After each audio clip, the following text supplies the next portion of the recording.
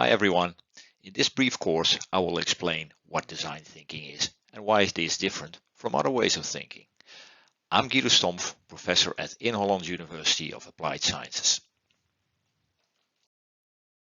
But let me first introduce myself properly. I'm a designer for more than 25 years, designing all kinds of things, from products all the way to user interfaces and even art collections.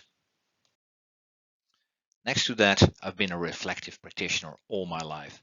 So I did research on what design is and what it does inside teams and organizations. Nowadays, next to educating students, I also educate companies and startups. Now, that was enough about me. Let's get started with what interests you most, design thinking. To be more precise, what is design thinking? To explain that best, I always start with saying it is a kind of problem solving. And there must be a million problems in this world today that we like to solve, ranging from the very big ones like climate change until the very small ones like what kind of clothes do I need when I'm in a shop, what kind of stuff do I like and what do I not like. Now, despite the fact that there are millions of problems that we like to solve, there are actually only three styles how people try to solve a problem, three thinking styles.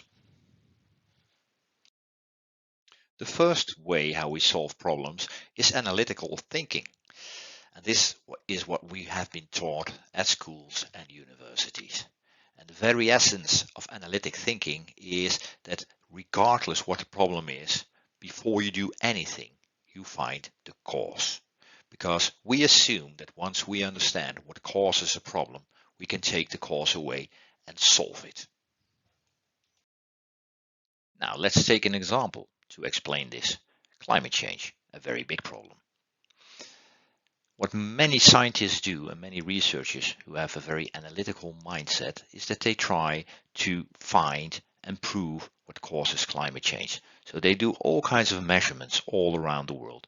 They make lots of models in order to predict, and hopefully in the end they will show once and for all what causes climate change. However, there's one big pitfall. Even when they found it, they haven't found any solution. Another way of problem solving is decision making, and this is quite different from analytic thinking. What decision making is all about is that once we have a problem, it doesn't matter so much what the cause is of the problem. What matters is what are the options to solve it, and how do we compare these options, because we all know that many of those options are good for some people and not so good for other people. There are always pros and always cons. So decision making is all about making a wise choice among all the available options to solve the problem. This way of problem solving is omnipresent with managers and politicians. Let's see how that works out for climate change. What politicians do is they come together, negotiate, debate, talk with stakeholders and try to make a wise decision among the available options. Now there's the pitfall for this line of problem solving as well, because there must be options available. And what climate change shows most of all is that until today there are not so many options to choose from, apart from doing things less to reduce our carbon footprint. Now let's continue with the third way of solving problems, design thinking, the way how designers and architects solve problems. Now let's imagine you want a new house and you ask an architect to help you out. Will he or she try to find what causes the problem why you need a new house? No, not at all. He doesn't care. Will he show you a catalog full of houses you can choose from that you can consider? No, that's another thing they won't do. What they will do though is that they have ideas and put them to paper. They start sketching, they make models, and they show you the kind of ideas they have. Not one, but many. And by doing so, they create new novel things that do not exist yet and show them to you in order to test these ideas. and then you respond and they know what to do next. They create more options and you respond. And they create more options and you respond. And in time, something new is made that you really like. This is what design thinking is all about. Creating and testing options to solve problems. Now, creating and testing options makes perfect sense when we're talking about a house. But will it also work out for big problems like climate change? That is the very question.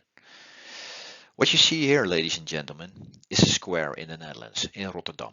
It's a very nice place, and most of the times young people are hanging out there, listening to some music, playing some soccer, or smoking some cigarettes.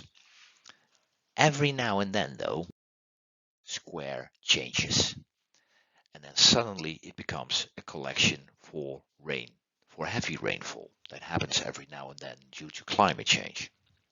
The thing is that the Netherlands has to deal with this superfluous water as a result of rain everywhere. But these designers, the urbanisten in Rotterdam, they thought that if we are building these basins to collect rainwater, why not making something nice out of it? Why not making something like a nice square out of it where people can hang out rather than just a technical thing that collects water?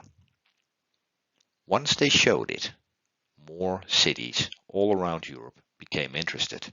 How could they know that this was also possible? This is a typical example of what design thinking can do.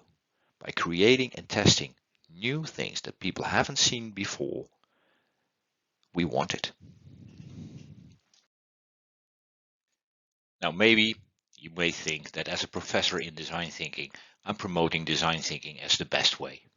I'm not at all. Actually, you see we have three different styles for solving problem, but it's the combination which is valuable. Just imagine we have people who are very analytical and oriented on causes, that we have people who are creative, designers, and are oriented on conceiving solutions, and that we have people who are really good in making choices together with stakeholders.